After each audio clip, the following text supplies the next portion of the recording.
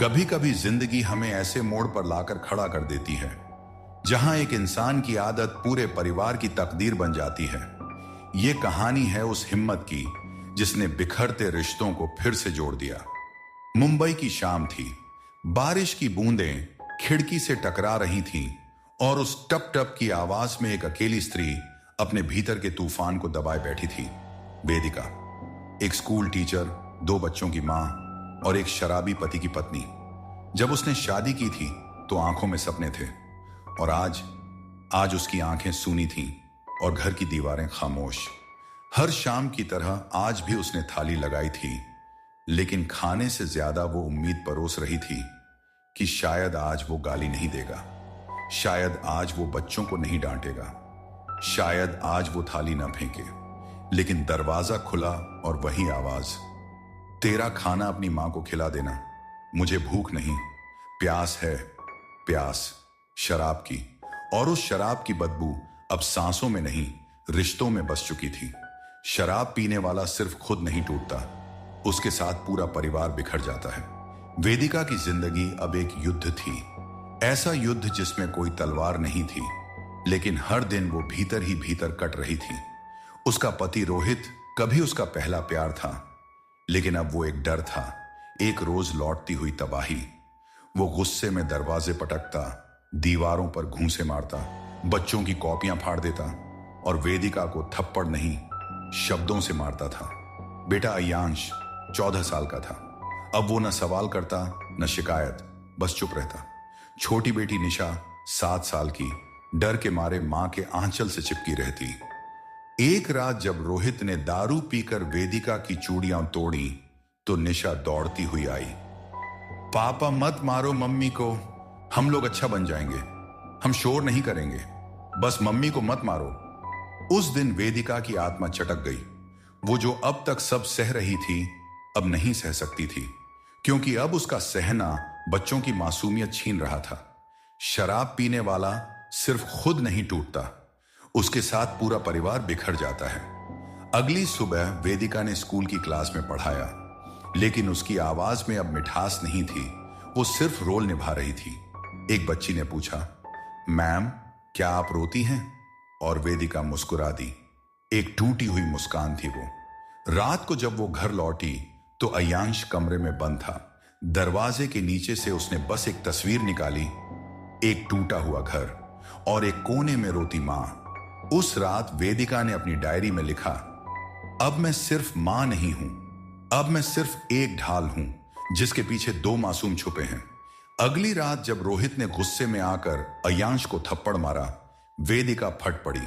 बस अब और नहीं, अब नहीं रोहित, उसने उसका हाथ झटक दिया। वो हाथ जो कभी प्यार से उसे थामता था अब जहर बन चुका था। उस रात पहली बार उसकी आंखों में डर नहीं, आग थी। रात को अयांश भागने की तैयारी कर रहा था, बैग में कुछ कपड़े, थोड़े पैसे और मां पापा की पुरानी तस्वीर। लेकिन जैसे ही दरवाजा खोला, मां सामने खड़ी थी। बेटा तू चला गया तो मैं और निशा कैसे जिएंगे? अयांश मां से लिपट कर रो पड़ा। वो बच्चा जो अब तक चुप था उस रात फूट पड़ा। अगली सुबह वेदिका ने फोन उठाया, हेलो, क्या ये रिहैब सेंटर है? मुझे मदद चाहिए।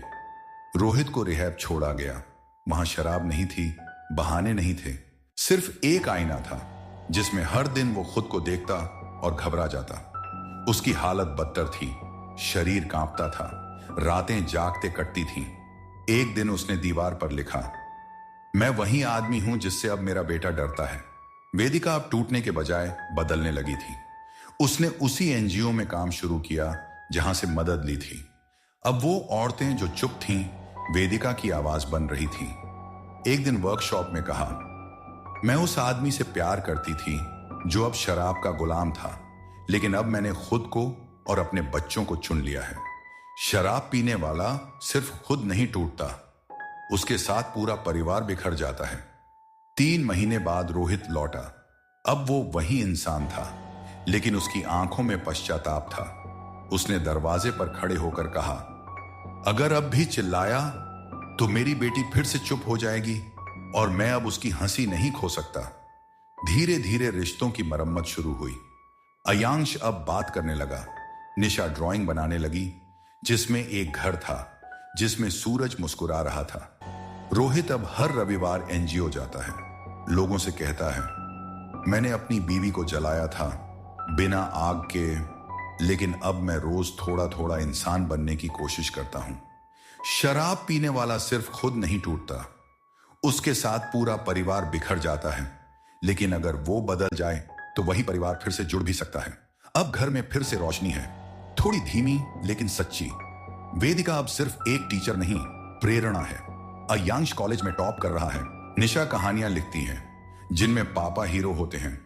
और रोहित अब वो शराब से नहीं, खुद से लड़ रहा है हर दिन, क्योंकि अब वो जानता है शराब पीने वाला सिर्फ खुद नहीं टूटता, उसके साथ पूरा परिवार बिखर जाता है। पर अगर टूटकर फिर से जुड़ जाए तो वही परिवार एक नई दुनिया बन सकता है। और उस नई दुनिया में एक सुबह ऐसी भी आई जब वेदिका चाय लेकर बालकनी में बैठी थी और रोहित उसके पास आकर बोला, तू अब भी मुझसे डरती है? वेदिका ने उसकी आंखों में देखा और बोली, नहीं, अब डर नहीं, पर भरोसा अभी बाकी है। रोहित ने पहली बार जबरदस्ती नहीं मुस्कुराया, बल्कि सच्चाई से सिर झुका लिया। अगले ही दिन वेदिका ने घर में एक बोर्ड लगाया, इस घर में अब कोई चिल्लाएगा नहीं। बच्चों ने ताली बजाई। निशा ने उस बोर्ड पर फूल बना दिए। अयांश ने लिखा, हमारा घर, हमारी शांति।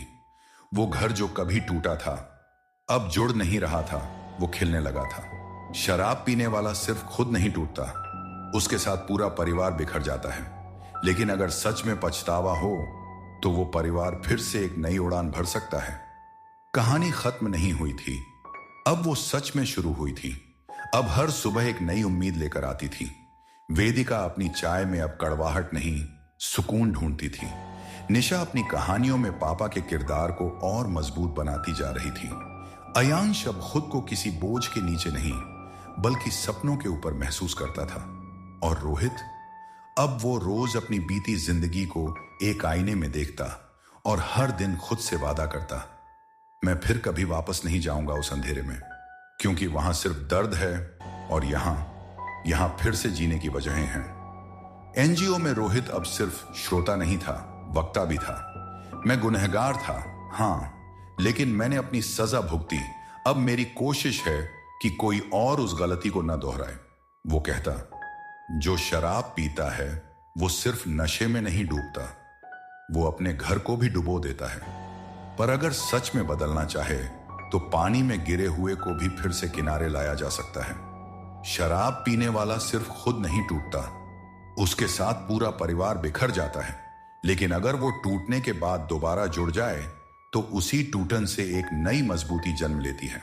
अब उनका घर सिर्फ एक छत और दीवारें नहीं था, वो एक संग्राम की गवाही थी, एक जीत की कहानी। और उस कहानी का नाम था हिम्मत। हिम्मत सिर्फ एक शब्द नहीं था, वो अब उनके जीवन की धड़कन बन चुकी थी। अब उस घर में जब भी कोई नया मेहमान आता तो निशा गर्व से कहती, ये मेरे पापा हैं जिन्होंने खुद को बदला है। और वो कहती थी तो उसकी आंखों में न शर्म होती थी न डर, सिर्फ एक चमक कि उसके पापा ने खुद को जीत लिया है। अयांश अब अपने कॉलेज प्रोजेक्ट में एक रिसर्च कर रहा था, ड्रग और अल्कोहल रिकवरी पर परिवार की भूमिका।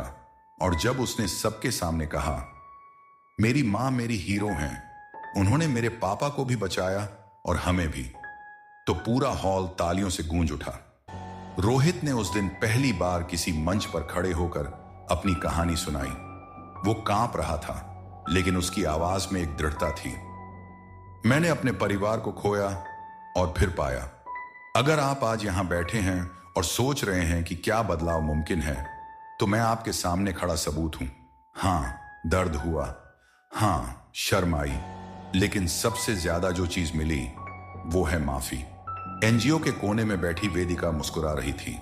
वो मुस्कान एक जीत की थी, खुद पर, हालात पर और उस सन्नाटे पर जिसने कभी उसका घर घेर लिया था। अब उनका घर एक मिसाल बन चुका था। वहां दीवारों पर बच्चों की तस्वीरें थीं। एक बोर्ड था जिसमें हर दिन एक नई पॉजिटिव लाइन लिखी जाती थी। उस दिन लिखा था, हर तूफान के बाद एक सवेरा आता है और अगर साथ हो तो नया सूरज भी अपना लगता है। शराब पीने वाला सिर्फ खुद नहीं टूटता, उसके साथ पूरा परिवार बिखर जाता है। लेकिन अगर समय रहते संभल जाए तो वही परिवार एक नई उड़ान भर सकता है।